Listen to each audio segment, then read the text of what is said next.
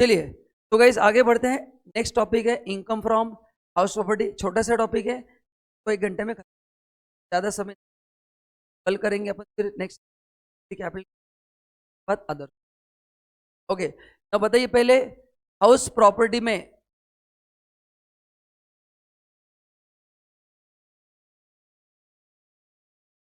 तो पूछ रहे 3 दिन है क्या? पूछा कि तुमने? तुम चाहे तो मैं 9 बजे तक खत्म कर सकता, बट तुमको समझेगा नहीं। तो या तो तुम टाइम को ऑब्जर्व करो या कंटेंट। तुम बोले से 8:30 बजे फ्री करो, पूरा सिलेबस इंडेक्स पढ़ के घर पे भेज।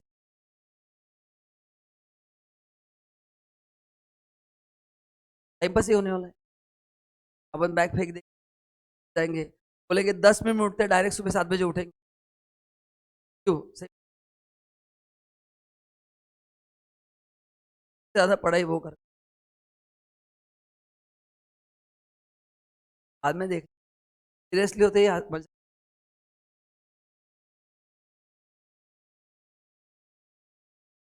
तो एक भी डाउट नहीं था हमें पढ़ाते समय ना। घर पे इतना पढ़ाई करता है, नॉट ए सिंगल डाउट। तो इसके पीछे जो बैठता है नॉट ए सिंगल डाउट। कौन सो गए? तो मैं दिस सर अप्लाई करने वाला नोबल पुरस्कार। इतना भारी टीचर, हम लोग को एक डाउट नहीं आ रहा। पर पढ़ा है तो खत्म। तो डाउट आते कि ये कभी कभी तो पूछता है, तो डाउट ही नहीं पूछता। बोला मैं ऑलरेडी से घर पे पढ़ के आता हूँ सर। अब चेक करता है मैं पढ़ा तो कि नहीं। डजंट गेट डाउट आया क्या आज तक?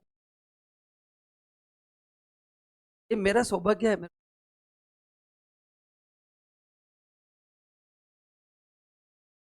इस सर मैंने अप्लाई किया है नोबल टीचर। एक ही इंडिया में एक बार पढ़ा तो खत्म, सामने वाले को पूरा उसके दिमाग में ब्लड में डीएनए में मिक्स हो गया। एनीवेज, तो अ, आइए पढ़ते हैं इनकम फ्रॉम हाउस प्रॉपर्टी। तो पहले बताइए मैं कौन सा इनकम फाइल लगाऊं? ये ऐसे कर ले, मेरे को डांस कर ले, गणपति आ रहा है, बोले क्या करने लगी। मैं 2 मिनट के लिए एकदम शॉक हो गया, उसने देखा क्या कर रही। बोला बेटे प्रैक्टिस है गणपति का, पढ़ाई भी हो जाएगी प्रैक्टिस। नहीं लिटरली मैं एकदम ऐसे में पढ़ा रहा था ना, ऐसा क्या, मैं बोला क्या हो गया। ने पार्टिसिपेट किया क्या टैलेंट हंट में? अपना ऑलरेडी टैलेंट यहाँ पे बहुत हंट हो रहा है, मिल रहा है, बस हम घूम रहे हैं। पार्टिसिपेट नहीं किया, करना चाहिए आपने। क्या कहते दोस्त, टैलेंट हंट। ये कौन सा टैलेंट हंट? इस पे तुम्हारा डांस हमने सुना, तुम्हारा डांस है ना।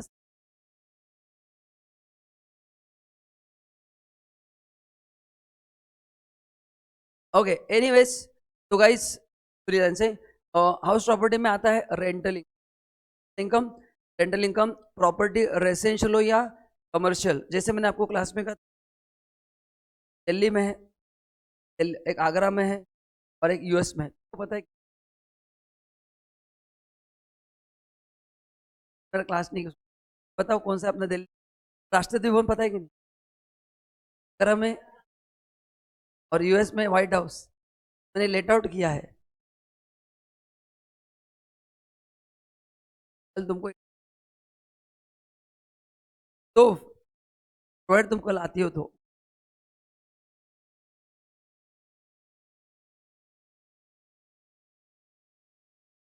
कल मैं पेपर।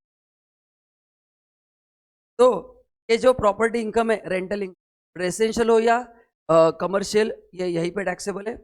हाउस प्रॉपर्टी का मतलब है प्रॉपर्टी कंप्लीटेड होना चाहिए। क्या होना चाहिए?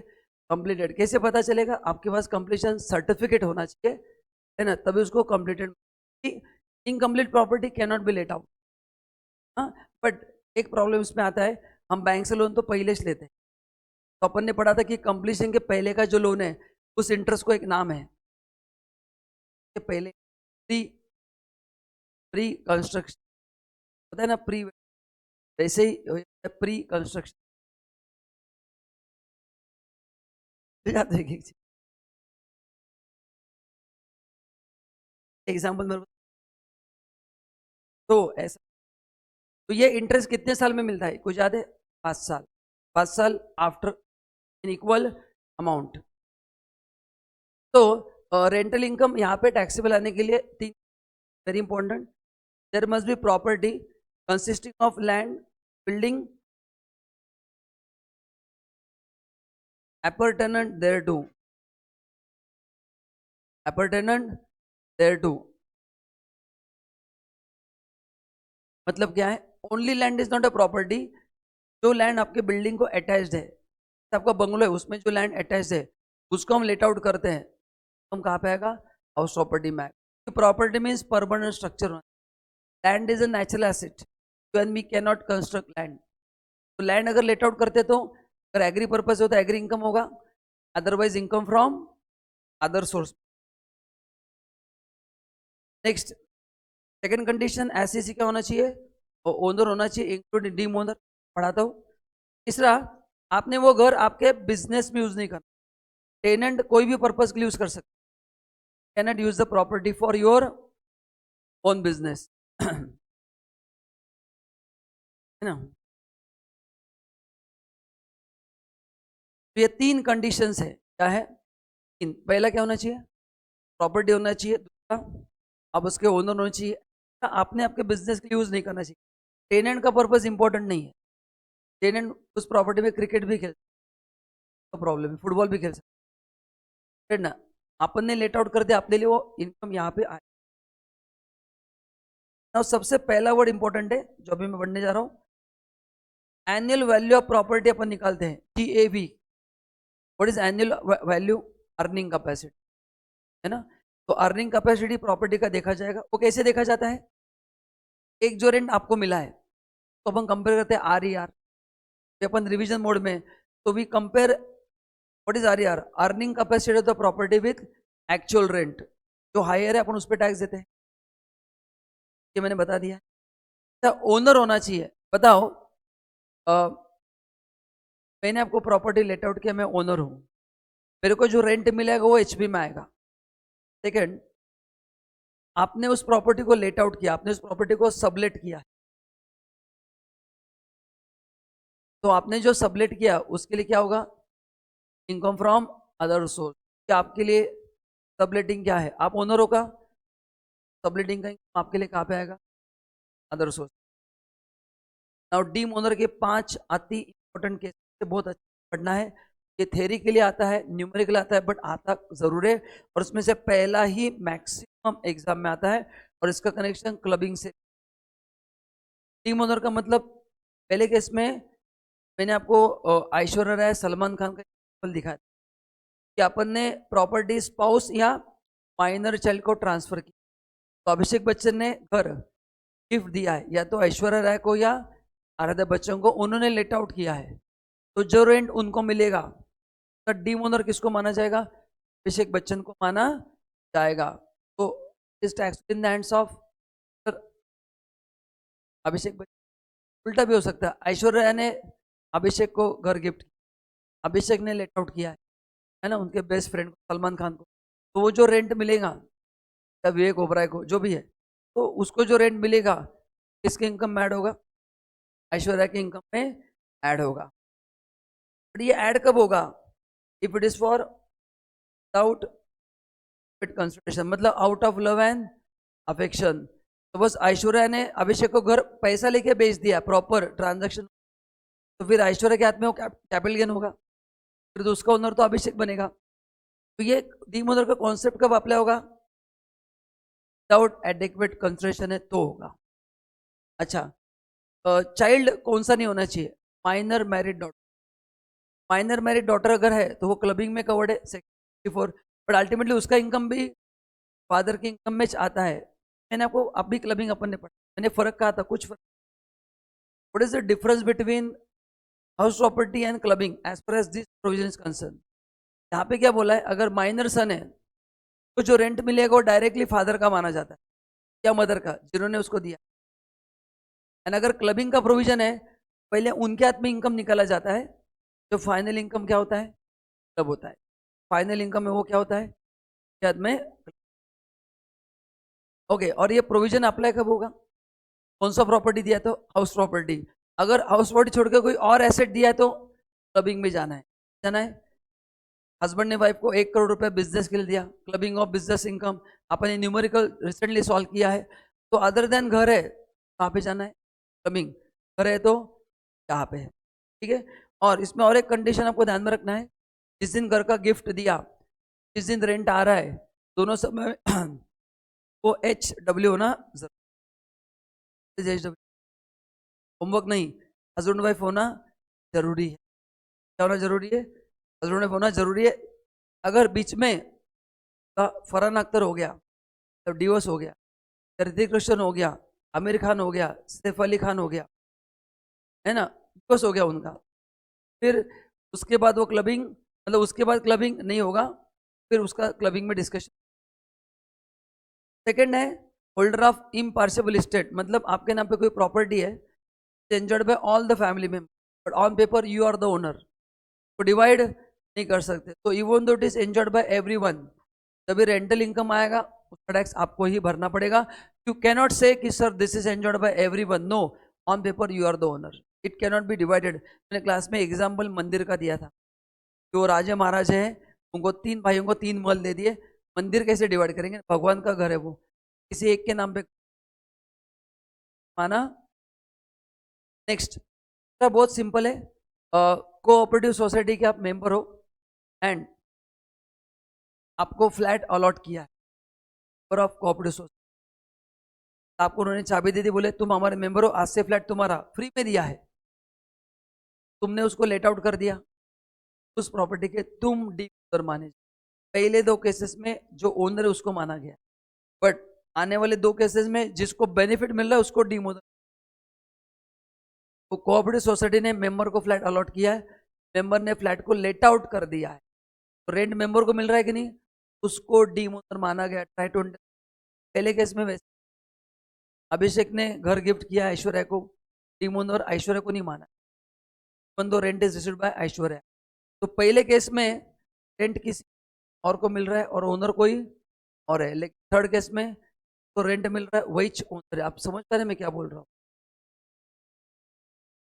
सेम, और ये अपने को कैपिटल गेन में भी लगने वाला है। मैं अभी बता देता हूँ, सोसाइटी ने जो मेंबर को एसेट दिया है उसको ट्रांसफर माना गया, तो अपन जब कैपिटल गेन पढ़ेंगे उसमें तो प्रोविजन रिपीट होने वाली है, क्योंकि रेंट अगर तुम्हारे हाथ में टैक्स वाले मतलब इनडायरेक्टली ओनरशिप ट्रांसफर हुआ है, तो कैपिटल गेन में टैक्स को देना। Next is part performance of contract. What is part performance? मैंने आपको मेरा घर बेचा है 80 लाख रुपीज, यही मैंने एग्जाम्पल क्लास, आपने मेरे को अभी 60 लाख रुपया दिया, लाख रुपए देना बाकी है, मतलब अभी प्रॉपर्टी मेरे नाम पे है, बट मैंने आपको चाबी दे दी। लॉजिकल है, जो 80 में से 60 लाख देता है वो 20 लाख तो देगा, एंड नहीं दिया तो घर मेरे नाम पे है। मैंने आपको घर का पोजीशन दे दिया, आपने लेट आउट कर दिया, तो आप उसके टीम ओनर माने जाओ, क्योंकि आप उसके टीम ओनर माने जाओगे, एंड मेरे हाथ में वो ट्रांसफर, ये दोनों जो एग्जाम्पल है, transfer of asset to member of society and part performance of contract, rent अगर सामने वाले के इनकम में ऐड हो रहा है तो वो क्या माना जाता है? मेरे लिए क्या माना जाता है? वो ट्रांसफर माना जाता है। क्या माना जाता है? ट्रांसफर माना जाता है।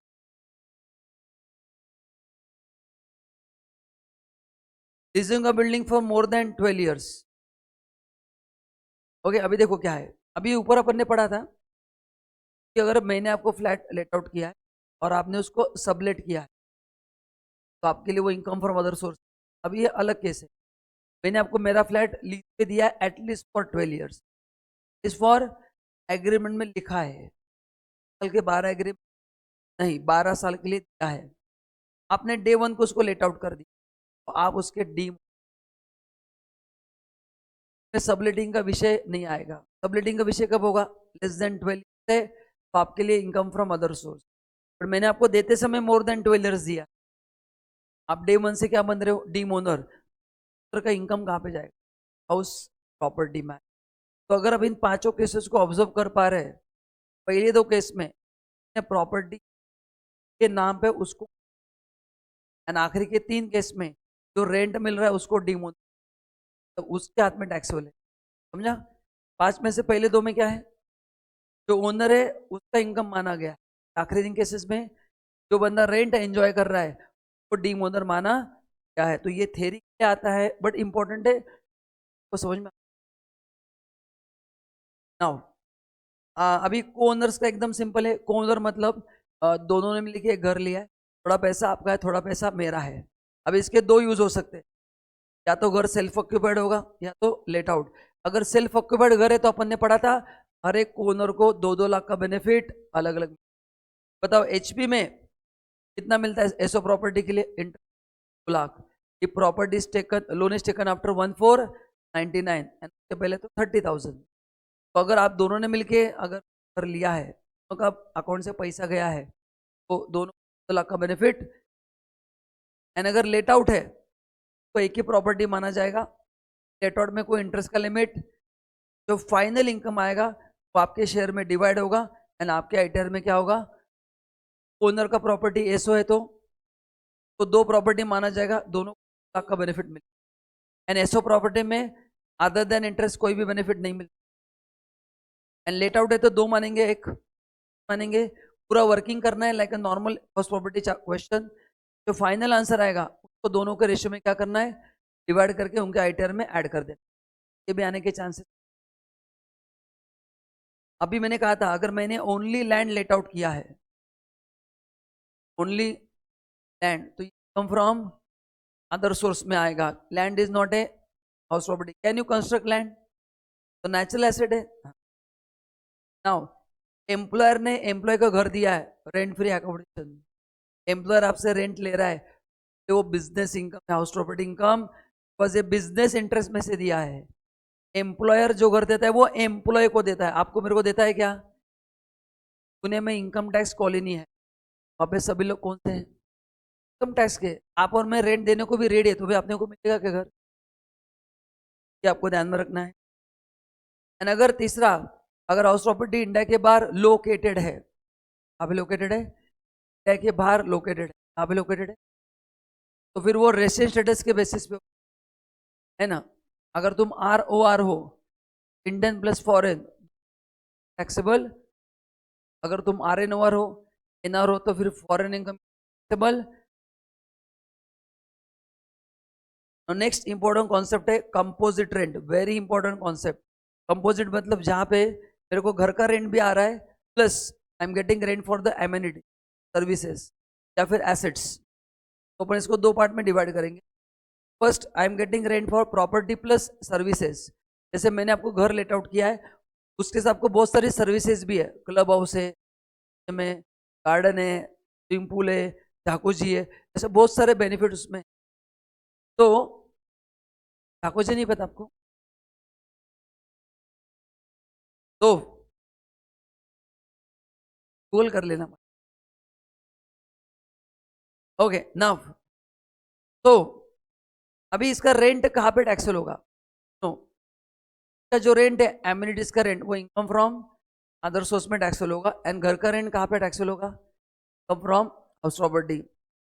मैंने क्लास में आपको पूछा था, ने कहा था इसका फर्क क्या पड़ता है सर, एचपी बोलो या इनकम फ्रॉम, तो हमारे जेब से तो टैक्स जाने वाला है, आप इस साथ से मारो इस साथ से, गाल तो मेरा ही है। तो फर्क क्या पड़ता है, फर्क मैंने कहा था वापस बता रहा हूँ। When you take income under income from other source, आप ज्यादा एक्सपेंस, हाउस प्रॉपर्टी में you can claim only mutual tax, second 30% of any interest. But when you take it to other head, income from other source, आप वहां पे उसका depreciation भी claim कर सकते। तो आपके एमिनिटीज है, स्विमिंग पूल, जिम्नेशियम, आप डेप्रिसिएशन क्लेम कर सकते। तो अगर आपको टैक्स बचाना है legally, is better to show separately on the agreement, ये एमिनिटीज का रेंट है और ये घर के लिए एग्रीमेंट पे 2 रेंट अलग अलग दिखाने पड़ते, कंबाइन दिखाए तो फिर नहीं होता। ठीक है, हम बात करते हैं एसेट्स की। 2 तरह के घर हो सकते हैं, एक furnished and unfurnished.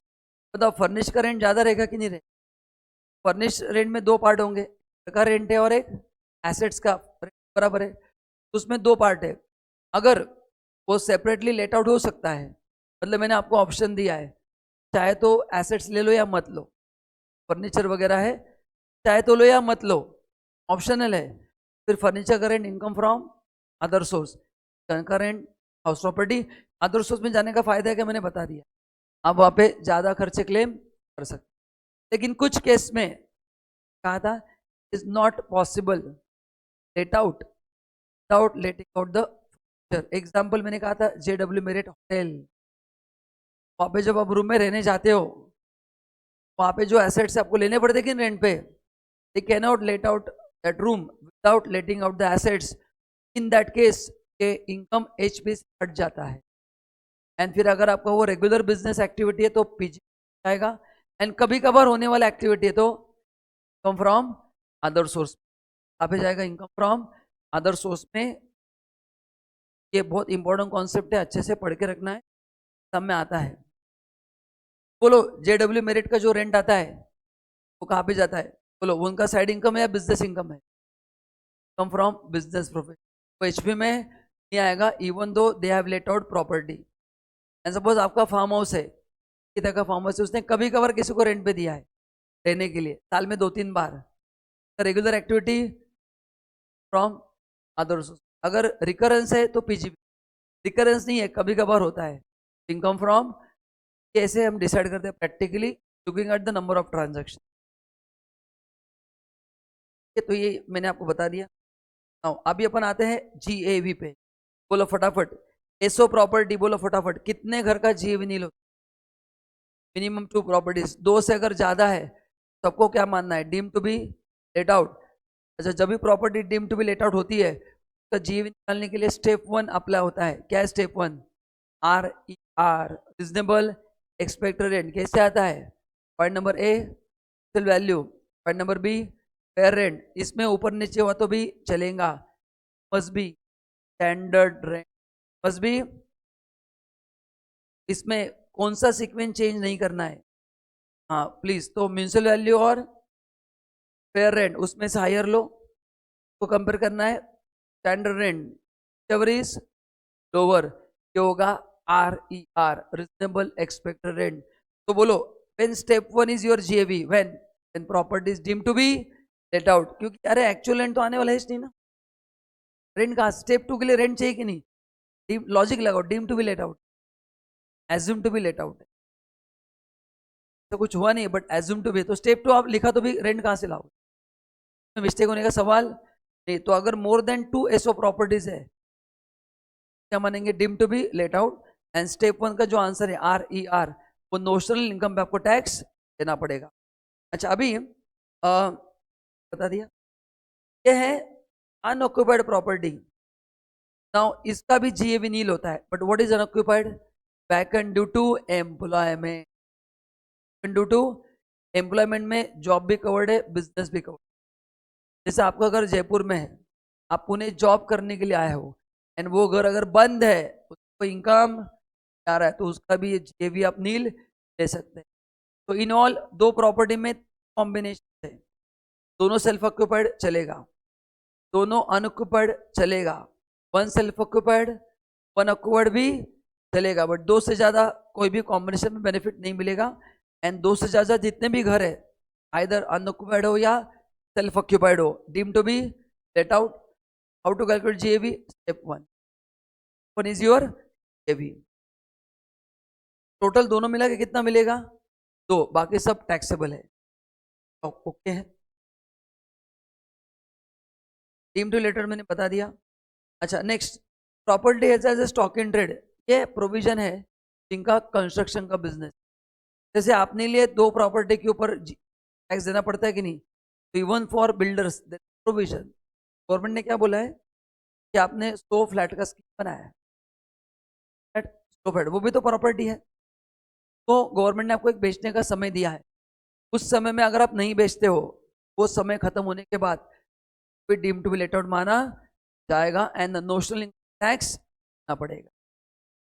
Now question, what is that समय? कितना समय कुछ याद है?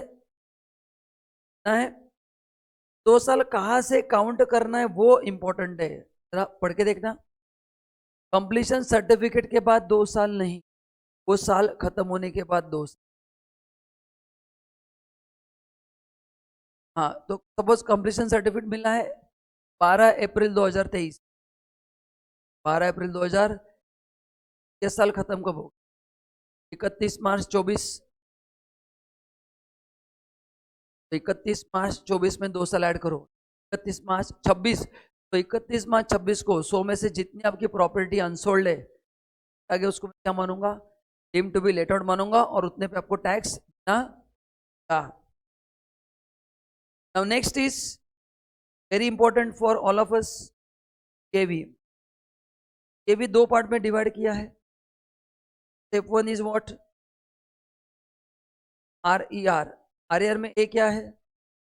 Principal value. बी का पोजीशन कृपया चेंज मत कीजिए, नहीं तो आपके मार्क्स के पोजीशन चेंज हो जाएंगे। दोनों में से क्या लेना है? लोअर। आई थिंक वेरी हो गया आपका RER, एकदम simple. This is for deem to be let out. Step 2 क्या करते हैं अपन? ARR। अभी इसका फॉर्मूला अगर नॉर्मल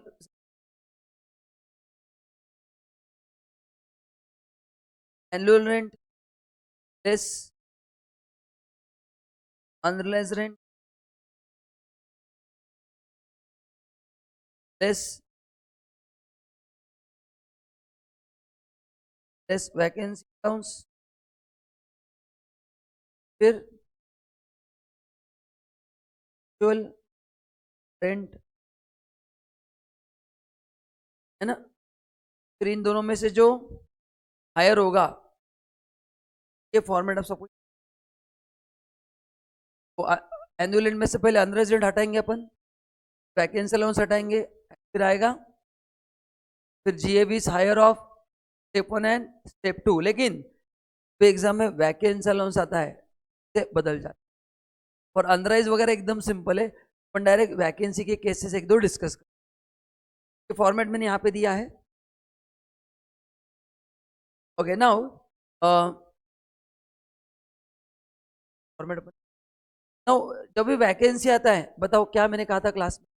जब भी वैकेंसी आता है तो आपको मैंने जो डायग्राम दिया वो फॉलो करना है। क्या देगा डायग्राम? जब भी एग्जाम में वैकेंसी अनाउंस आता है, ये भी निकाल के 3 तरीके। पहला, इफ आपका जो ARR है वो RER से ज्यादा है, ये भी क्या होगा?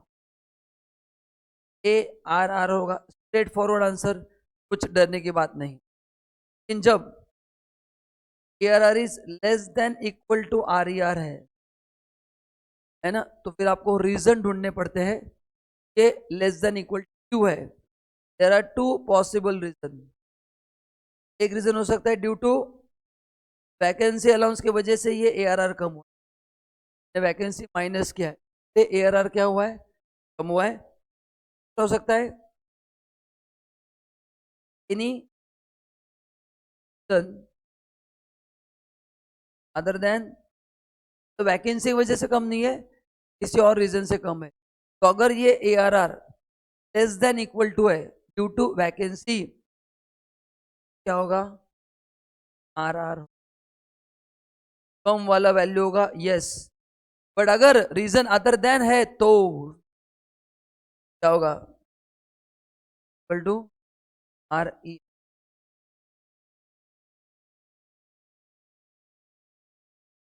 पर चेक कर, बस इतने, बाकी इसमें कुछ डिफिकल्ट नहीं, बस डायग्राम आपको याद में रखना। क्या डायग्राम है? आपका जो ARR आ रहा है वो RER से ज्यादा है, ये क्या होगा? ARR कम है तो रीजन फाइंड आउट करो। अगर वैकेंसी की वजह से कम है, कम वाला आंसर इज जी होगा, which is ARR। And other than vacancy है तो हाँ, यस। देखो एक क्वेश्चन है, ये देखो म्यूनसिपल वैल्यू दिया है 200, fair rate 300, standard rate 300, actual rent per annum तो दिया है, एंड वैकेंसी इन मंथ्स दिया है 1 मंथ। चलो पहले बताओ, इन डेटा जब अपन अप्लाई करेंगे तो अपने को क्या मिलेगा? अरे यार इसमें कोई डाउट नहीं है। अभी मेरे को चाहिए एक्चुअल रेंट रिसीव्ड, 600 साल का है, महीने का नहीं मिला, 1 महीने का नहीं मिला, तो साल का अगर 600 है तो मंथली 50 रुपये आ गया, नहीं आया? 600 में से मैं तो अगर मेरे को ये इन टर्म्स ऑफ रुपीज ढूंढना है, ये 50 होगा, तो रिसीव्ड कितना होगा? 550 होगा। सेकेंड केस में 900 रुपया साल का है, तो इंटू अगर मैं 3/12 करूंगा तो मेरा नुकसान हो गया। कितना था? 900 इंटू 3/12 25 मिलेगा कितना फिर? 675। लाइक दिस मेरे को क्या मिलेगा? फुल रेंट रिसीव्ड मिल जाएगा। तो एनुअल एंड में से मेरे को क्या करना पड़ेगा? वैकेंसी का अमाउंट माइनस करना पड़ेगा। I will get actual rent. क्या था कोई प्रॉब्लम? अभी मैंने सॉल्यूशन दिया है आपको। अच्छा पहले बताओ आर क्या होगा फटाफट, बाकी के बाद में देख फोकस बोलो फटाफट। 200 और 300 विच एवर इज हायर? 300 और 300 which ever is lower? Next 300 और 600 विच एवर इज हायर? 600 और 180 whichever is lower? 180। Next 400 और 750 whichever is higher? 750 and 280 whichever is lower? 280। I hope ये स्टेप 1 मैंने आपको रेडीमेड निकाल के दिया है। तो कोई प्रॉब्लम है क्या? कोई प्रॉब्लम? चलो अभी मैंने लिखा है यहाँ पे एक्चुअल एंड रिसीव्ड, समझा कैसे है? बताओ। एनुअल एंड माइनस, ये स्टेप फॉलो करके मेरे को मिला। मैंने आपको 1-2 करके भी दिखाया कि नहीं? कि नहीं दिखाया है ना? जैसे मैंने 50 माइनस आ गया 5, ऐसा मैंने। बताओ ये अमाउंट कैसे निकाला वैकेंसी का? पहले मैंने मंथली रेंट निकाला तो वैकेंसी पीरियड से मल्टीप्लाई। 3 महीने घर मेरा खाली था, साल का रेंट 900 है, पहले मैंने डिवाइड बाय 12 करके मंथली निकाला, तो बाद में मल्टीप्लाई बाय 3 किया। ये सबको समझा आपको? कन्फर्म? यहाँ पे कितना आएगा vacancy? 300 divide by 2 divide by 12 into 2 आएगा 200।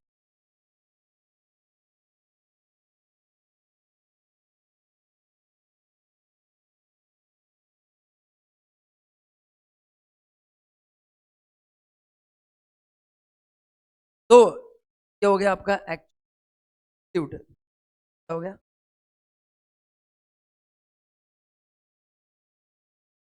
ठीक है, ये आंसर सबको समझ में आ गया? मैंने एनुअल एंड में से क्या किया? वैकेंसी का अमाउंट माइनस किया, फिर ये आंसर अपन ने यहाँ पे एज इट इज कॉपी कर दिया। यहाँ तक ऑल गुड? अभी मैं डायग्राम फॉलो करूंगा। अभी कितना है ARR? 550। RR कितना है? कौन सा सिचुएशन क्या हो रहा है? ARR is greater than RER। What is the answer? Directly ARR होगा। यहाँ पे आंसर देखो 750 लिख। सेकेंड केस में भी देखो 625 ज्यादा है कि नहीं? 25 हो गया। पहले 2 केसेस की एकदम सिंपल वाले थे, जहाँ पे ARR is greater than RER, तो वही आंसर होगा, कोई डाउट इसमें? नाउ कंपेयर थर्ड केस, यहाँ पे ARR इस कम है, तो 50 280 से कम है, तो will find out the reason. There are 2 possible reason. Is it due to vacancy? करेंगे। कैसे चेक करना है? वैकेंसी को ऐड बैक करना है। तो वैकेंसी नहीं होता तो क्या है देखना है। वैकेंसी कितना है अपना? तीसरे केस में 50। अगर 50 को मैं 250 में ऐड करता हूं, कितना होगा? मतलब अगर यहाँ पे वैकेंसी नहीं होता तो ये 300 होता, तक 300। मतलब is less only to vacancy. Timing जो 250 कम आ रहा है उसका रीजन क्या बोलो? वैकेंसी नहीं होता तो 300 होता, एंड 300 280 से ज्यादा होता। डू यू एग्री कि this is less only and only to vacancy? फिर आपका GAV कौन सा होगा? कौन सा होगा? कम वाला GAV हम मान्य करें। क्या आंसर है? कम वाला GAV मान्य करें। मैंने 250 में 50 ऐड किया, 300। 300 इज हायर देन 280, मतलब ये जो 250 कम है it is only due to vacancy. When is less only due to vacancy, वही लिया जाए। आगे आगे देखो 220 से कम है, अगर मैं वैकेंसी ऐड करूँगा, वैकेंसी ऐड करूँ 240 हो रहा है, तो अगर वैकेंसी नहीं होता तो ये 240 होता। बोलो is 240 greater than 225? Can we conclude ये जो 220 कम है तो वैकेंसी है या ना? तो आंसर क्या? 220 हो। नेक्स्ट नेक्स्ट में ARR 180 आ रहा है, आ रहा है। ARR is less, ARR less है तो अपन दो रीजन चेक, वैकेंसी से कम है और रीजन कम है। बोलो अभी हम क्या करेंगे, 180 में वैकेंसी कितना है देखो, मैंने वर्किंग करके दिया 36 है ना। ये मैं 180 में 36 ऐड करता हूं तो आता है 216।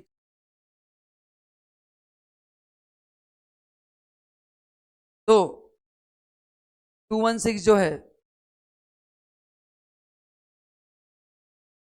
बोलो अभी मतलब वैकेंसी ऐड करने के बाद भी 216 से कम है, ये वैकेंसी से कम और रीजन से कम है, और रीजन से कम है तो RER यहाँ पे आंसर क्या होगा 250। सबको लास्ट केस आप कर सकते हो क्वेश्चन पर ये, तो क्या ध्यान में रखना है, बोलो बाकी सब इजी है, बस जब वैकेंसी आता है तो स्टूडेंट कंफ्यूज होता है। तो ये डायग्राम फॉलो, पहला स्टेप क्या करेंगे आप, आंसर दो। पहला स्टेप अगर ARR RR से ज्यादा है वो कॉपी करना है। दूसरा स्टेप अगर ARR कम है, ARR में हम क्या करेंगे, वैकेंसी एड बैक करेंगे। उसके बाद अगर ARR ज्यादा हो रहा है फिर वही ARR आंसर होगा, लेकिन वो ऐड करने के बाद भी ARR कम है तो फिर आंसर क्या होगा। और इसका लॉजिक मैंने मेन लिखा है, जिसको देखना देख। अभी रिवीजन में इतना मेरे को समझ नहीं कि मैं हर एक लॉजिक वापस रिबिल्ड कर। नेक्स्ट जीके में जो आपने आता है वो पार्टली, बोलो पार्टली में दो तरह के क्लासिफिकेशन याद आ रहा है क्या, एरिया वाइज और एक टाइम वाइज। एरिया वाइज का मतलब होता है टेनेंट एंड लैंडलॉर्ड दोनों एक साथ रह रहे। एग्जाम्पल अपन ने लिया था 60% let out, 40% self occupied.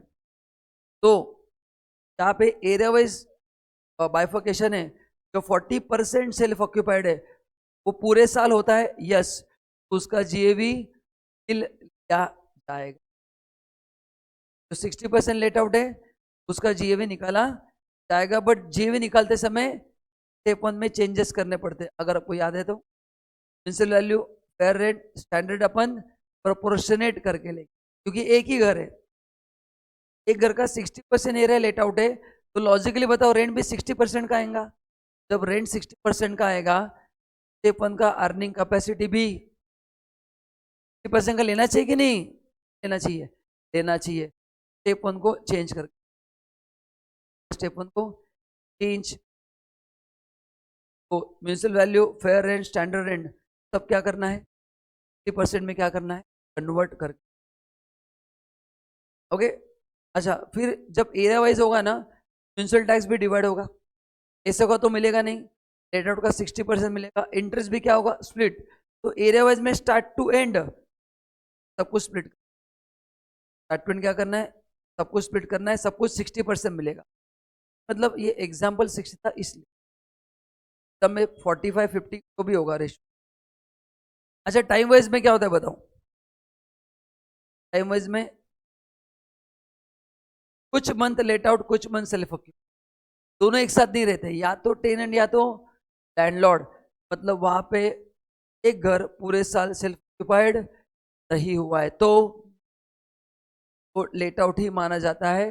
Normal working करना है, बस रेंट लेते समय स्टेप 2 में ARR कितने मंथ्स का, 10 मंथ्स लेट आउट हो तो 10 मंथ्स, 9 मंथ लेट आउट है तो बाकी स्टेप 1 पूरा एज, स्टेप 1 पूरा क्या होगा। तो if I ask you question, दोनों में कहाँ पे नील जीवी का बेनिफिट मिलेगा, तो कहाँ पे मिलेगा, एरिया वाइज में मिलेगा, टाइम वाइज में नील जीवी का बेनिफिट नहीं मिलेगा। अच्छा GAV से में क्या माइनस होता है बोलो, GAV से म्यूनिसिपल टैक्स माइनस होता है, म्यूनिसिपल टैक्स नाम है, आपको एग्जाम में क्या लर्न करना है, any taxes levied on your property, water tax, fire tax. तो म्यूनिसिपल टैक्स हेडिंग है, एग्जाम में ओनली म्यूनिसिपल टैक्स लेते हैं, गड़बड़ ना हो जाए। म्यूनिसिपल टैक्स में क्या क्या लेना है,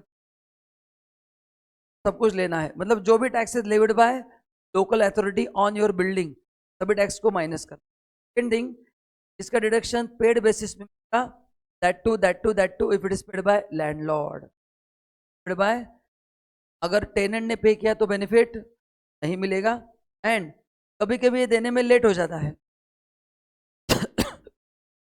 तो उस पर लगता है इंटरेस्ट, पेनल्टी एंड फाइन, तभी आपको डिडक्शन देगा। तो ये तो जीएवी प्लस टैक्स रहता है, और उसमें क्या मिलता है, 30% स्टैंडर्ड डिडक्शन मिलता है। ये किसके लिए मिलता है, प्रॉपर्टी से रिलेटेड आपके बाकी के जो भी खर्चे हैं, प्रॉपर्टी से रिलेटेड आपके बाकी जो भी खर्चे, उससे रिलेटेड आपको ये बेनिफिट, से रिलेटेड आपको क्या मिलेंगे बेनिफिट। वो तो ये डायरेक्टली 30% क्लेम, आपको एग्जाम में कंफ्यूज करने के लिए अलग अलग खर्चे देंगे, annual rent, ground rent, insurance, वो सब भूल जाना है, रिपेयर्स, ये 30% में सब कुछ क्या है कवर्ड है। तो जीएवी से हमें तीन ही चीजें अपन माइनस करेंगे, पहला म्यूनिसिपल टैक्स, 30% ऑफ एन का इंटरेस्ट ऑन लोन, इतना ही अपन क्या करेंगे माइनस करेंगे, अपना आंसर का, अपना आंसर, ठीक है। तो आज इतना ही करते हैं, ये पार्ट थोड़ा टाइम लगेगा, नेक्स्ट सेशन कल फ्रेश माइंड से करेंगे, ठीक है। चलिए, thank you so much.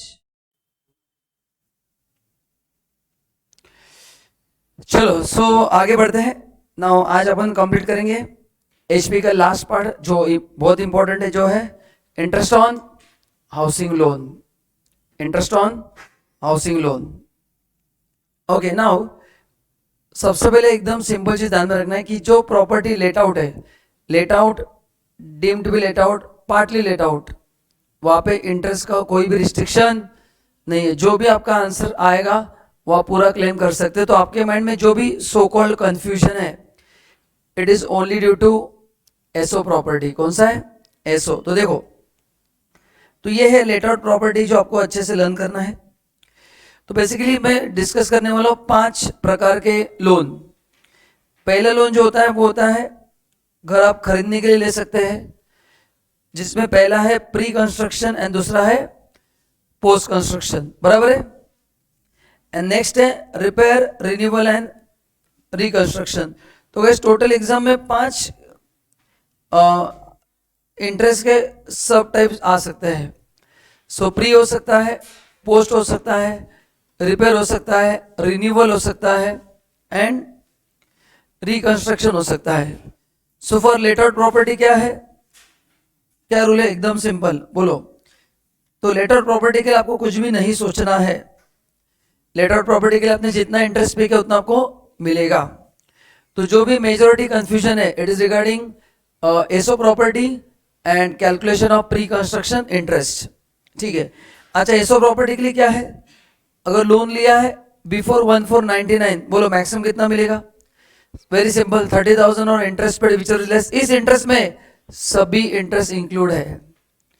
And अगर ऑन और आफ्टर लिया 1499, ऑन और आफ्टर, तो एग्जैक्टली 1499 के बाद भी है तो भी कितना मिलता है, 2 लाख। पर उसमें कंडीशन है, क्या है, जिस साल आपने लोन लिया वो साल खत्म होने के बाद कंस्ट्रक्शन 5 साल में कंप्लीट होना चाहिए, एंड आपने जो इंटरेस्ट पे किया है, जिस बैंक से आपने लोन लिया उनसे सर्टिफिकेट लेके आना है कि इस साल आपने इतना इंटरेस्ट पे किया है। तो ये 2 कंडीशंस अगर फुलफिल होता है तो 2 लाख मिलेगा। इन दोनों में से एक भी नहीं होता है तो 30,000 का आपको बेनिफिट मिलेगा। कितना मिलेगा, 30,000 का बेनिफिट मिलेगा, ठीक है। नाउ एक क्वेश्चन पूछता हूं, ये है डेट ऑफ बोरिंग,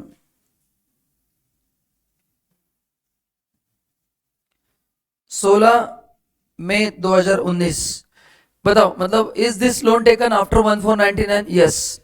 बताओ यहां से 5 साल खत्म कब होंगे,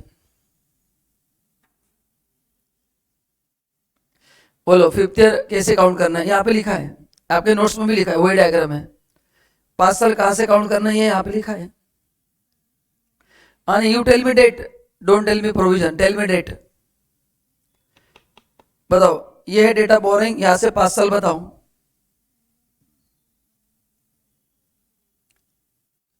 यस, टेल मी 5 years।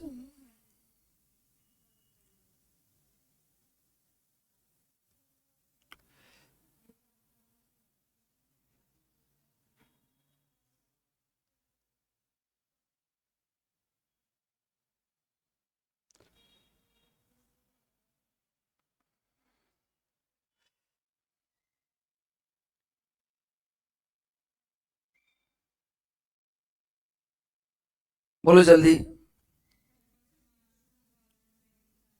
जरा लिंक ग्रुप में भेज देना प्लीज, ग्रुप पे लिंक भेज देना बस। हाँ, कब होगा 5 साल? हाँ, तो 5 साल निकालने के लिए पहले ये खत्म होना चाहिए 31 मार्च 20, यहां से 5 साल है ना। तो अगर कंस्ट्रक्शन यहां पे हुआ है कंप्लीट, तो यहां पे कंप्लीट हुआ है तो 2 लाख मिलेगा, इसके बाद हुआ है तो 30,000 मिलेगा आपको। कितना मिलेगा? 30,000। तो ये आपको 5 साल निकालना आना बहुत जरूरी है। Is this clear?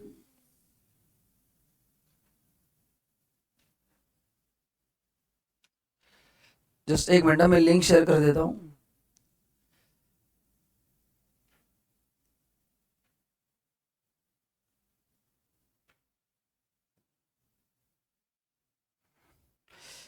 समझा आपको? तो ये ऐसे 2 लाख का कैलकुलेशन अपने को करना है, ठीक है? ओके, नाउ तो ये स्ट्रक्चर तो क्लियर है। नाउ सबसे ये मैंने आपको एक समरी दिया है, सेम ही है। अभी मेन चीज जो कंफ्यूजन है वो है प्री कंस्ट्रक्शन पीरियड एंड उसके कैलकुलेशंस, बराबर है? Now pre construction period start कब होता है? अच्छा, what is the basic meaning of pre construction? मैंने बैंक लोन कंप्लीशन के पहले लिया है और मेरी ईएमआई चालू हो चुका है, ठीक है ना, उसको बोलते हैं प्री कंस्ट्रक्शन पीरियड। जब आप रेडीमेड घर लेते हैं तो इसमें ये कॉन्सेप्ट अप्लाई नहीं होगा क्योंकि घर ऑलरेडी रेडी है। ये कॉन्सेप्ट तभी अप्लाई होता है जब आपने अंडर कंस्ट्रक्शन फ्लैट बुक किया है। जैसे ये बिल्डिंग रेडी है तो इसमें जो लोन होगा वो प्री होगा नहीं ना, बिल्डिंग रेडी है, पोस्ट ही होगा। तो प्री कॉन्सेप्ट अप्लाई कब होगा?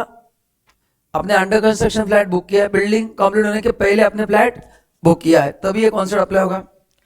तो बोले ये स्टार्ट कब होगा? The date of commencement of construction और date of borrowing whichever is later बोला है।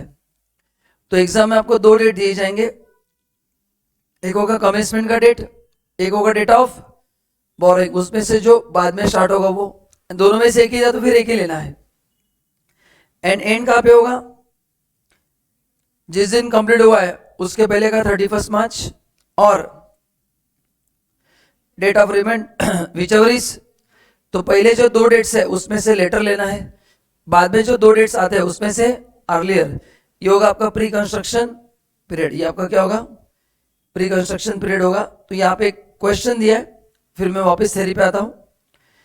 तो यहाँ पे कंप्लीशन का डेट दिया है, रीपेमेंट का डेट दिया है, लोन टेकन का डेट दिया 1/6/14। अभी देखो स्टार्ट कब होता है ये? कमेंसमेंट ऑफ कंस्ट्रक्शन और date of borrowing whichever is later. अब इस क्वेश्चन में जो आपके सामने है उसमें मैंने खाली डेट ऑफ बोरिंग ही दिया है, कमेंसमेंट ऑफ कंस्ट्रक्शन, तो ये स्टार्टिंग पॉइंट वही रहेगा 1 जून 14। अच्छा आगे क्या करना है? जिस दिन कंप्लीट हुआ उसके पहले का 31 मार्च। तो इसके पहले का 31 मार्च कब आएगा? और ये date of repayment whichever is earlier. तो लॉजिकली अर्ली डेट कौन सा होगा? 31 मार्च 17। समझा आपको? तो यह है प्री कंस्ट्रक्शन इंटरेस्ट का calculation. Second case, starting point fix है अपने पास 1 जून 14 टू इसके पहले का 31 मार्च। तो जनवरी 17 के पहले 31 मार्च कब आएगा? 31 मार्च 16। और ये डेट 20 अप्रैल 25,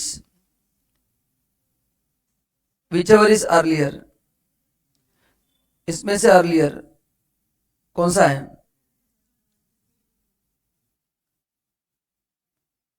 31 मार्च 16, बराबर है क्या? नेक्स्ट तीसरा 1 जून 17 से इसके पहले का 31 मार्च, हाँ ये 19 है, लेकिन प्रोविजन को चैलेंज नहीं करना है, उसके पहले जाना है। सो 31 मार्च 18 और ये date 10 December 17, whichever is earlier, 10 December 17, बराबर है। तो ये यहां तक भी बच्चों को प्रॉब्लम नहीं है, कैलकुलेशन में इश्यू आता है। अभी एक स्पेशल केस है जो अपन ने क्लास में डिस्कस किया था। मैंने आपको कहा था कि अगर date of borrowing and completion अगर एक ही फाइनेंशियल ईयर में आते हैं तो वहां पे प्री पीरियड अप्लाई नहीं होगा। आप पीरियड कैलकुलेट करोगे तो उल्टा आता है, अपन ने किया था। मतलब ये पीरियड स्टार्ट होगा पहले, एंड होगा मतलब उसके पहले एंड होगा। सो इसमें बाय डिफॉल्ट मिस्टेक हो ही जाता है। तो यहाँ पे लोन मैंने 23-24 में लिया है और कंप्लीशन भी 23-24 में लिया है, तो यहाँ पे प्री का कॉन्सेप्ट अप्लाई नहीं होता है। कब? जब दोनों एक ही साल हुआ है, मतलब एक ही साल में मैंने जिस साल लोन लिया उसी साल हमने क्या किया, कंस्ट्रक्शन को कंप्लीट कर दिया। यहाँ तक ओके है। नाउ तो इसमें कौन सा पीरियड होगा? इसमें होगा पोस्ट पीरियड। ओके, तो फर्क क्या पड़ता है सर? अरे प्री को हम पास से डिवाइड करते हैं, पोस्ट को डिवाइड करने की जरूरत नहीं है। पोस्ट पीरियड कहां से होगा? लॉजिकली अपने लोन कब लिया है और अपने रीपे कब लिया, तो इतना होगा आपका पोस्ट पीरियड। तो 1 अप्रैल से 28 फरवरी 24, मतलब लगभग 11 महीने का आप क्या करोगे, इंटरेस्ट अपने दिया है, क्योंकि रीपेमेंट भी उसी साल हो चुका है। तो 11 महीने का इंटरेस्ट आएगा जो पोस्ट पीरियड होगा। याद क्लियर है क्या? तो आई थिंक यहां तक भी काफी स्टूडेंट को प्रॉब्लम नहीं आता है। तो प्रॉब्लम आता है जब हम रियल क्वेश्चन सॉल्व करते हैं। ठीक है, आइए अभी वापस में आता हूं। अच्छा, इसका डिडक्शन कितने साल में मिलेगा? 5 इक्वल इंस्टॉलमेंट में मिलेगा। अभी मैंने क्लास में इसके बारे में कुछ हिंट दिया था कि प्री कंस्ट्रक्शन पीरियड का वर्किंग हर बार नहीं करना है। कुछ याद है? इस 5 साल में अपना जो प्रीवियस ईयर है 23 चॉइस होना क्या है, जरूरी है। तो अगर मैं 5, देखो मैंने यहाँ पे दिया है ना, यहाँ पे चाहिए 23 चॉइस। मतलब ये टेबल क्या है, ये अपने क्लास में सॉल्व किया टेबल है। बोलो बोलो, ये यस नो क्या है? ये नो क्या है बताओ? बस देखते कितने लोगों को समझाए। ये अगर समझ में आ गया एग्जाम में कुछ भी रॉन्ग नहीं आएगा। अपन 5 साल कहां से काउंट करते हैं? ये जो 5 साल है, जिस साल कंस्ट्रक्शन कंप्लीट हुआ है उस साल से 5 साल। तो कंस्ट्रक्शन अगर 19-20 में कंप्लीट हुआ है तो ये यहां से 5 साल है। कंस्ट्रक्शन 23-24 में हुआ है तो यहां से 5 साल। कंस्ट्रक्शन 16-17 में हुआ है तो यहां से 5 साल। अपना प्रीवियस ईयर कौन सा है? 23-24। तो अपने को बेनिफिट 23-24 में चाहिए, तो ये 5 साल 23-24 में आना जरूरी है। तो यहाँ पे 5 साल ऑलरेडी क्या हो चुके हैं, खत्म हो चुके हैं। ये 5 साल ऑलरेडी क्या हो चुके हैं, खत्म हो चुके हैं। क्या हो चुके हैं? खत्म। बराबर है? तो फिर कब करना है प्री कंस्ट्रक्शन पूरे बताओ? मैंने क्लास में लिख के दिया है 18-19। अगर कंप्लीशन 18-19 है उसके बाद हुआ है 18-19, 19-20, 20-21, 21-22, 22-23, वो भी नहीं 19-20। तो एग्जाम में आपको क्या ध्यान रखना है कि कंप्लीशन आपका कब होना चाहिए? इसके बाद, क्योंकि यहां से ही 5 साल में 23-24 आएगा। देखो ना, 19-20, 20-21, 21-22, 22-23, 23-24। स्टूडेंट करते क्या है, धड़ाधड़ कैलकुलेशन स्टार्ट करते हैं एंड 5 साल खत्म हो चुके हैं, फिर भी वो प्री का आंसर एग्जाम में लिख के आते हैं। तो ये आपको सबसे पहले एग्जाम में चेक करना है। तो जब भी आप प्री कंस्ट्रक्शन का प्रॉब्लम सॉल्व करेंगे फॉर December 24 एग्जाम, कंप्लीशन कौन सी ईयर के बाद है तो वर्किंग करना है, 1920 है उसके बाद, उसके पहले है तो नोट लिखना है कि period of 5 years is already over, pre का रिडक्शन नहीं मिलेगा। पोस्ट का मिल सकता है, पोस्ट का रिडक्शन मिलेगा। यहां तक क्लियर है क्या? कंफर्म? ओके। नेक्स्ट, अभी जरा ध्यान सुनिए, आपको समझ में देखो। मैंने लोन लिया है 1920 में, कंप्लीशन हुआ है 2021 में, एंड लोन का जो रीपेमेंट है वो हुआ है 22-23 में। ठीक है, अब एक एक करके बात करते हैं। तो बताओ, जिस साल लोन लिया एंड जिस साल कंप्लीट किया, ये पीरियड 5 साल के अंदर है क्या? जिस साल मैंने लोन लिया है, अरे है कि नहीं? क्या नहीं है? है ना? तो 5 साल में हुआ तो 2 लाख का बेनिफिट मिलेगा। अच्छा, मैं पूरा डिस्कशन एसओ के लिए कर रहा हूँ, लेट आउट के लिए कैलकुलेशन तो करना ही है, पर उसमें कोई रिस्ट्रिक्शन नहीं है, पूरा मिलेगा। तो कंप्लीशन 5 साल में हुआ है। अच्छा, प्री का इंटरेस्ट कितने साल मिलता है? 5 साल मिलता है ना? 5 साल कहां से बताओ ना, यहाँ पे 3 में से कौन सी ईयर से 5 साल? कंप्लीशन से 5 साल। तो पहला साल क्या होगा प्री का, बताओ? 20-21 होगा, 21-22 होगा, 22-23, 23-24 और 24-25। तो ये 5 साल मेरे को प्री का डिडक्शन मिलेगा। क्या था कोई problem? Now let's talk about post. Post का मतलब प्री के बाद, है ना? तो पोस्ट मतलब करंट ईयर, सिंपल 23-24 का। बोलो अभी, तो ये पोस्ट का यहाँ पे आएगा कि कुछ नहीं आएगा, है ना? क्योंकि अपना पोस्ट कौन सा है? पोस्ट मतलब current year interest, which is the current year for us? 23-24। तो बोलो 23-24 का भी आपको इंटरेस्ट मिलेगा कि नहीं मिलेगा? रेगुलर इंटरेस्ट मिलेगा? नहीं मिलेगा। यही बच्चे देखते नहीं है। रीपेमेंट 22-23 में हो चुका है, तो ये यहाँ पे मिलेगा, यहाँ पे मिलेगा, यहाँ पे नहीं मिलेगा, यहाँ पे नहीं मिलेगा, एंड 25-26 में ना मेरे को प्री मिलेगा ना मेरे को पोस्ट मिलेगा। तो कैलकुलेशन सीख के कुछ मतलब नहीं है, सिचुएशन देखना पड़ेगा।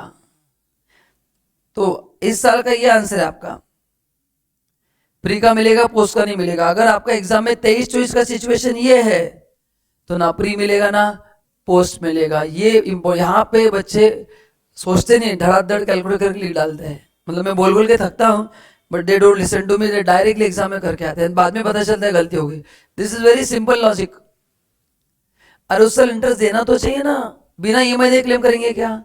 तो इतना सिंपल फंड है। यहाँ पे जो समझ में आता है, अपन एग्जाम में क्यों नहीं अप्लाई करते हैं कि अगर मैं ईएमआई दे ही नहीं रहा हूं तो काहे का इंटरेस्ट?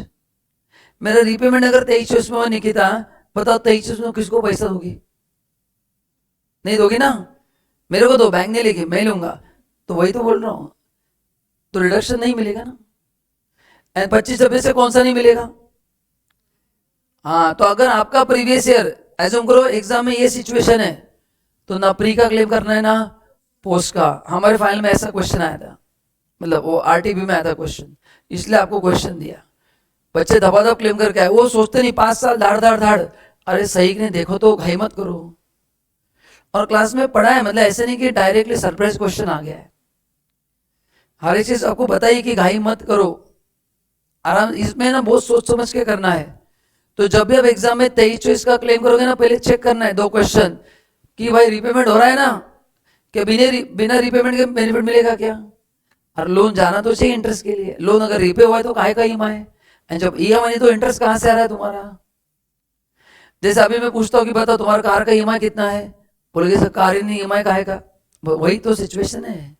और ये बोले मैं पीएनएल में डेबिट करूंगी कार का इंटरेस्ट, अरे कार नहीं है, लोन नहीं है, कहां से? तो ये आप ऐसे चमत्कारिक आंसर मत लिखना। तो ये जो मैंने 5 वैरायटी आपको दिखा ना अलग अलग, you have to check which is your current previous year. ये अलग अलग सिचुएशन है, ये ईयर पे ध्यान मत दो। अगर 23-24 ये वाला ईयर है तो दोनों क्लेम करो, ये वाला है तो खाली प्री, ये वाला है तो प्री, एंड ये तो कुछ भी क्लेम नहीं करना है। तो ये जब तक नहीं समझेगा, कॉन्सेप्ट समझ के भी आंसर गलत होता है। कैलकुलेशन परफेक्ट आते हैं, बस लास्ट में छोटा सा मिस्टेक खड्डे में गिरता है। कि कौन सा मिस्टेक? कि अपन 23-24 में है, 2 चीजें चेक करो कि 5 साल 23-24 में आ रहा है क्या, आ रहा है, रीपेमेंट हुआ रहा है क्या पोस्ट के लिए, अगर हुआ है तो लो, नहीं हुआ तो मत लो. Is this very simple? अरे समझा कि नहीं आपको? तो please keep this point in mind, otherwise पूरा कॉन्सेप्ट समझ के इतना मेहनत करके मार्क्स नहीं आएंगे ड्यू टू सिली मिस्टेक्स. तो बताओ 25-26 में क्यों नहीं मिलेगा इंटरेस्ट कोई भी? क्योंकि प्री का 5 साल खत्म हो चुका है एंड पोस्ट तो ऑलरेडी रिपे हो चुका है. चलो तो ये याद रहेगा आपको, ठीक है. ये मैंने समरी दिया है जो आपको पढ़ना है. Now these are the very critical notes जो आपको अच्छे से लर्न करना है. Interest is allowed the deduction on accrual basis, ये ओनली थियरी पॉइंट है, प्रैक्टिकली ऐसा नहीं होता है. प्रैक्टिकली जो आपने इंटरेस्ट पे किया है उतना ही मिलता है. मतलब आपका इंटरेस्ट एग्जाम में देंगे, interest due for the year 86,000, paid 62,000. Due कितना था? 86, आपने पे 82,000 किया है तो कितना मिलेगा? हाँ 82, जो भी अमाउंट है वो मिलेगा. तो ड्यू बेसिस पे मिलेगा. कौन से बेसिस पे? ड्यू बेसिस पे मिलेगा. ये इंपॉर्टेंट है, ये पता है. अरे एग्जाम में हम अप्लाई करना भूल जाते हैं, मेरे को लॉजिक नहीं समझ में आ रहा है. Interest on unpaid interest is not deductible. मतलब मेरा एक ईएमआई बाउंस हो गया, बैंक में बैलेंस नहीं था, तो बैंक ने और इंटरेस्ट लगाया, क्योंकि 15 तारीख का पैसा मैंने 20 तारीख को दिया, तो वो 5 दिन का जो इंटरेस्ट है ना, वो हाउसिंग लोन का इंटरेस्ट नहीं है, वो डिले का इंटरेस्ट है. एंड हाउस प्रॉपर्टी में हाउसिंग लोन का इंटरेस्ट मिलता है.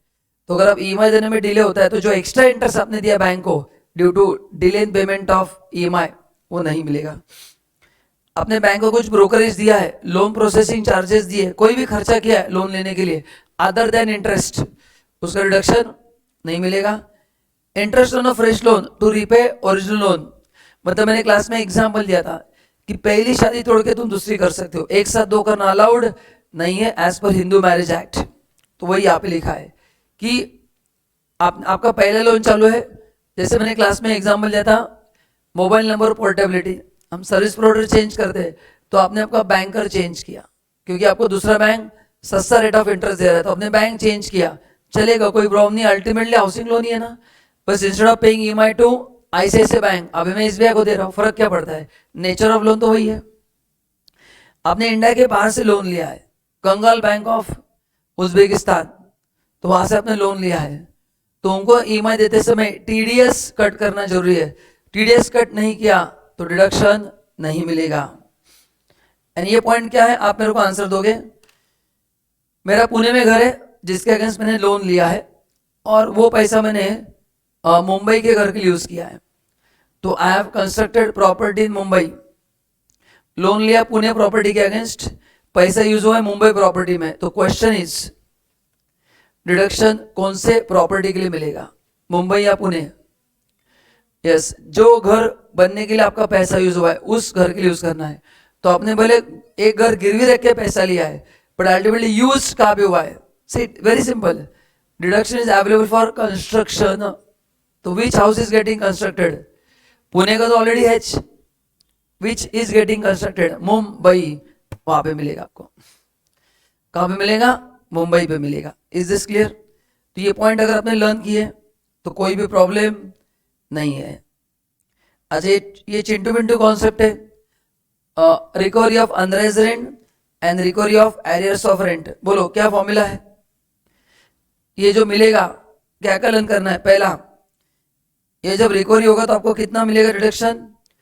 30% का डिडक्शन मिलेगा. Second, it is taxable in the year of receipt. And तीसरा, जिस साल ये आपको पैसा मिला है उस साल वो घर आपके पास नहीं भी रहेगा तो भी क्या है, वो टैक्सेबल है. मतलब जिस घर का ये अनराइज था, जिस घर का ये एरियर्स था, वो घर मैंने बेच दिया है, मेरे पास अभी वो घर नहीं है, फर्क नहीं पड़ता है. हेड विल नेवर चेंज, वो हाउस प्रॉपर्टी में ही आएगा. ओनरशिप अपन ने ऑलरेडी डिस्कस किया है. ठीक है, बाकी ये ओके ओके पॉइंट है, ये भी मैंने आपको बता दिया है. तो any doubt in interest part है ना? तो अगर आपको चेक करना है मतलब कैसे प्री कंस्ट्रक्शन को अप्रोच कैसे करना है, तो पहले सबसे पहले स्टेप 1 आपको चेक करना है. क्या बोलो? मैं बात कर रहा हूं प्री के लिए, कंप्लीशन कब होना चाहिए? एटलीस्ट 1920 और ऑनवर्ड होना चाहिए, बराबर है ना। 1920, 2021, 21, 22, 22, 23 एंड 23, 24। तो अगर कंप्लीशन 19-20 के बाद है या 19-20 तो ही प्री का वर्किंग करना है, उसके पहले तो प्री का वर्किंग नहीं करना है, बराबर है। स्टेप 2, ऐड पोस्ट इंटरेस्ट, लेकिन वो ऐड कब होगा? इफ ईएमआई पेड इन 23-24, अगर लोन ऑलरेडी रीपे हो चुका है तो वापिस ईएमआई दोगे क्या बैंक को? लो ना, ऐसे ही लो ईएमआई, मेरे को इंटरेस्ट का डिडक्शन चाहिए, बैंक लेगी का एक्स्ट्रा ईएमआई? हाँ, तो ये धड़ाधड़ कैलकुलेशन नहीं करना है, तो पोस्ट का इंटरेस्ट आप कब क्लेम करोगे? जब 23-6 में पे हुआ है तो ही, फिर इसका अपन टोटल लेंगे इंटरेस्ट का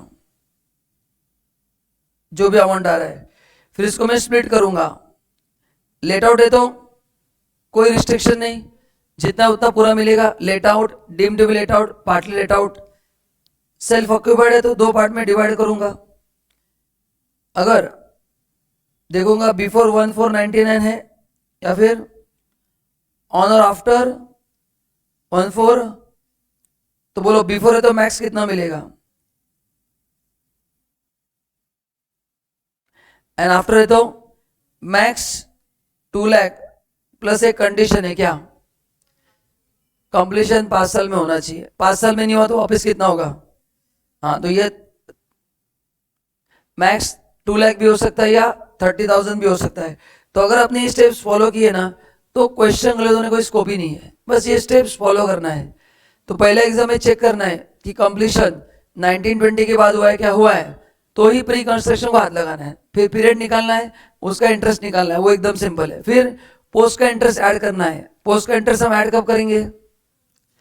कब? ऐसे ही नहीं, ईएमआई 23-24 में अगर लोन पहले रिपे हो चुका है तो नहीं होंगे, इस साल रिपे हुआ है तो फिर लेंगे अपन, तो वो इंटरेस्ट ऐड करेंगे, फिर दोनों का टोटल लेंगे। लेट आउट के लिए जो आएंगे वो आंसर लिख डालेंगे। एसओ के लिए दो पार्ट, लोन 19 के पहले लिया तो 30,000, 19 के बाद लिया तो 2 लाख। उसमें और एक कंडीशन चेक करूंगा मैं, क्या 5 साल में कंप्लीशन होना जरूरी है, नहीं हुआ तो वापिस 30,000, खत्म। और ये जो इंटरेस्ट है जो भी, इन सभी इंटरेस्ट में कितने इंटरेस्ट इंक्लूड है? 5, pre, post, repair, renewal and reconstruction, सब इंटरेस्ट मिला के या तो 2 लाख मिलेगा या तो 30,000 मिलेगा। तो जब भी आपका एग्जाम में आंसर 2 लाख या 30 से ज्यादा आएगा एसओ प्रॉपर्टी के लिए, कंफर्म आपका आंसर गलत है, मैक्सिमम 2 लाख ही क्लेम करना है। अमाउंट ज्यादा आ सकता है, अपन लिखते समय मैक्स कितना लिखेंगे, या तो 2 लाख या तो 30,000, क्योंकि इंटरेस्ट तो कितने भी आ सकता है ना, वो अपने हाथ में नहीं है, डिपेंड्स ऑन आपने लोन कितना लिया है, उसको हम कंट्रोल नहीं कर सकते, we can control the deduction part. तो ये अगर अपने स्टेप्स याद रखे तो मिस्टेक होने का स्कोप ही नहीं है ना। बट अपन ये 2 स्टेप्स भूल जाते हैं, स्पेशली ये वाले जो मेरा ऑब्जर्वेशन है, ये अपन चेक नहीं करते, अपन डायरेक्ट धाड़ धाड़ धाड़ कैलकुलेशन स्टार्ट कर डालते हैं, वहां पे इशू है। तो ये स्टेप्स आपको क्या करना है, फॉलो करना है, ताकि कोई एग्जाम में कंफ्यूजन, यही स्टेप एग्जाम में ध्यान में रखना है, उसको फॉलो करना है, 1 बाय 1 पूरे मार्क्स मिलेंगे, एक भी मार्क नहीं जाएगा।